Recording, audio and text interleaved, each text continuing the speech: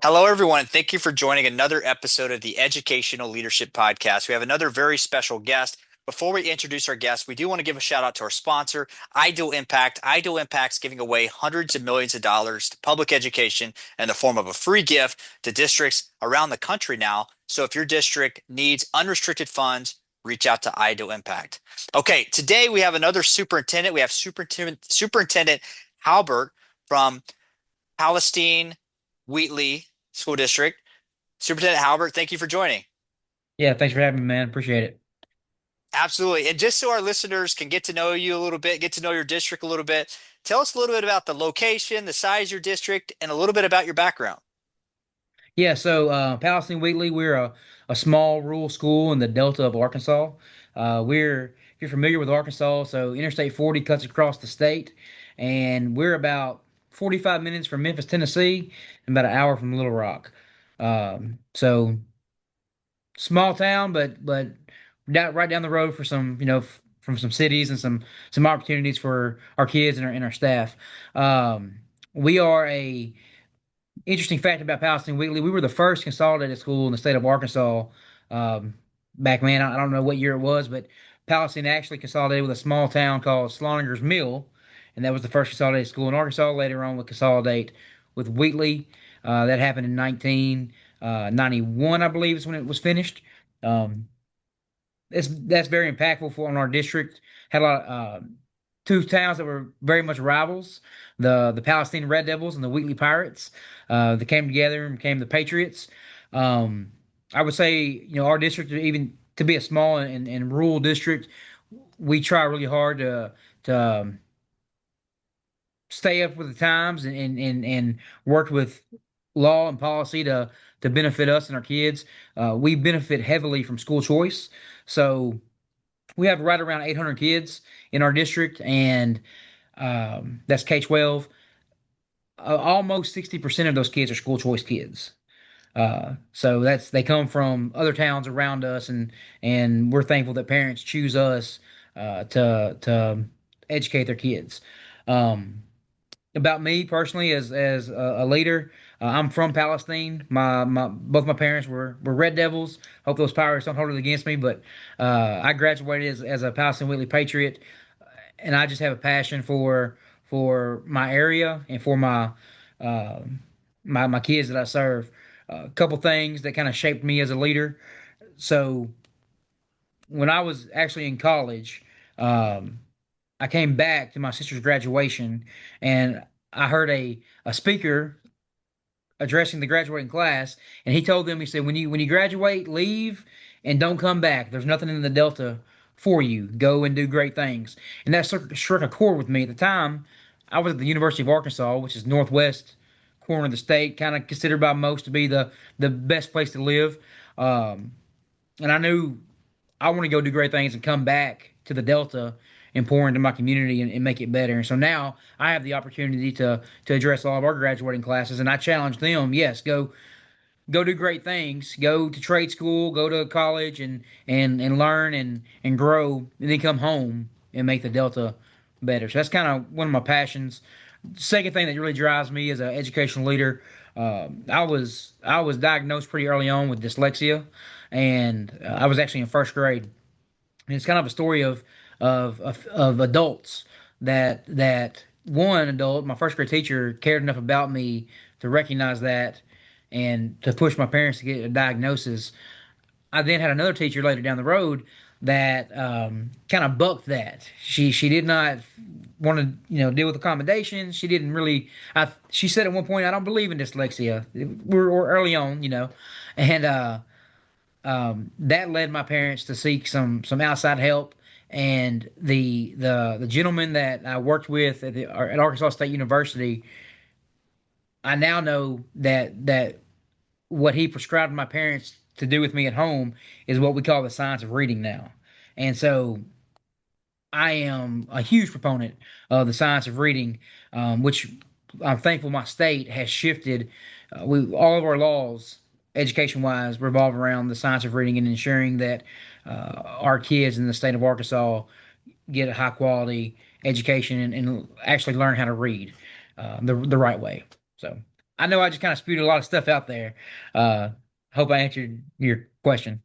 Yeah, yeah, it does. And I'm glad you shared a lot of that info because one, it gives our listeners, because our listeners may have a similar size district, they may have a different size district, but they're getting ideas for how they want to operate their district and that sort of thing. Plus, they get to know you and kind of what you have going on out there. That was interesting what you said about the school choice and how because that's it's a topic in other states and where maybe it hasn't been adopted yet and they're thinking about it and um so you're actually a proponent of that because your district is attractive to a lot of students and parents. Um what is it that makes your district you know an attractive option for school choice? Yeah, it's a great question. I think it's a number of reasons. One, I think that if you ask any of our parents, that they would say that they feel like their kids are safe on our campus. Um, I have really I have really made it a point to identify weaknesses in our campus as far as like safety goes and address those. I try my best to keep parents as informed as possible with any anything that might be going on. Um, I have known of places in the past where maybe if they can cover something up, maybe they don't get it out. Maybe if it can stay in house, it stays in house, and that's not my philosophy. If it was my kid, I would want to know. And so, you know, we any information that revolves around school safety or anything, I tell parents. I'll give you an example. First year superintendent. This is my third year. First year superintendent. Um, I got a call. This was like I think maybe a month in. I got a call that a student had found a gun on the bus. And so, I'm freaking out. I have not been a superintendent very long at all. Get down to the bus shop, and it was kind of a crazy story. So, what happened was over the weekend, someone broke into the bus and dropped a gun. Oh, So, we went back on camera and watched, and no kid brought a gun. The cameras don't didn't run during when the buses were turned off, so we don't know who it was at the time. So someone broke into the bus, stole a gun, and I immediately got out in front of it because small town, it's going to get around. Parents are going to hear there's a gun on campus, and they're going to be afraid for the kids. So I made a video, explained what happened, and it was an early on incident that helped me to see that transparency and being open with parents definitely the easiest way to operate. And so like I said, if it was my kid, I would want to know. So we operate that way. Um, Also, like I said with the science of reading, I am passionate about kids learning how to read. Um, and I think our parents can sense that from me when I speak to them, when I address them in public. Uh, and I can't overstate. We move teachers around almost every single year based on what their strengths are. And in elementary, that is, we're focusing on numeracy also, but are you teaching these kids how to read and doing it correctly? And if you're not, let's give you some training and help you learn how to do that better. And then in high school, we focus heavily on trades. We know that every kid isn't made to go to college. We don't need every kid to go to college. We need kids to go be plumbers and carpenters and construction workers and they're going to make a lot more money than I make. But we focus on that. We partner. We have a good partnership with our um, local community college. Um, these numbers aren't going to be exact that I tell you, but I met with chancellor from the University of Arkansas last week. He was on campus, and I think the number he told me was last year in the state of Arkansas, 226 kids graduated high school with an associate's degree. Well, I think 27 of those came from Palestine-Wheatley, and so we're pushing 10% of the kids in the state that graduated with an associate degree from high school came from our small school. So we're proud of that, and parents know that we invest in their kids' education. Um, Outside of that, we don't have every school has issues for sure. Uh, but we don't tolerate drugs or gang violence or anything like that. We have programs in place to help kids kind of fall in line. Or I mean, I don't ever want to expel a kid, but if you come to our school and you're acting in a way that maybe causes other kids to not be safe, then we're gonna find something to help you out. Um, so yeah, I mean, I think that's the main reasons why. And then on top of that, you mentioned how a lot of states are moving towards school choice. We've had school choice in Arkansas for quite a while. We have just recently started the voucher program to where students can go to private schools or home schools and use vouchers, state funded vouchers for that. Um, at first I was not on board. I was like, yeah, school choice. Let's compete. Whoever has the best offering, let's that somebody once said that McDonald's is better because Burger King is across the road, right? So kind of taking that mentality. I was not that way with the vouchers at first. But the as we've gotten into this as a state, um, I've learned you can fight against it or you can kind of work with it, and that's what at Palestine. That's what we're doing. We're we are we offer more choices and more options for parents in the Delta of Arkansas. And with that mindset, it helps parents choose us. That's it. That's an interesting perspective. I like that. So, well, I mean, you covered a lot there. You covered, a lot of what you talked about seems like it ties back to character. You could think of, character of an individual, but you also think about the character. Oh, yeah, I don't know if that's the right phrase or word, but the character of the district. You know, it seems like pretty straightforward, logical things like the transparency about things, not tolerating certain things, um, who would have thought being upfront with people would be so valuable? Right. 100%. Yeah. And yeah, and I can imagine the perception if the community felt like things were being hidden from them, like, oh, why didn't we know this was happening? Why didn't we know that there was a gun on the bus, or why didn't we know that there was, um, yeah, that's just crazy. But yeah, sometimes I guess, yeah, Yeah, and to your point, um, I talk every summer when I address my staff, I remind them that I'm the kid that was in first grade that has dyslexia. What you do with that kid will determine his path for the rest of his life. I have people that poured into me, and now I'm superintendent of this district.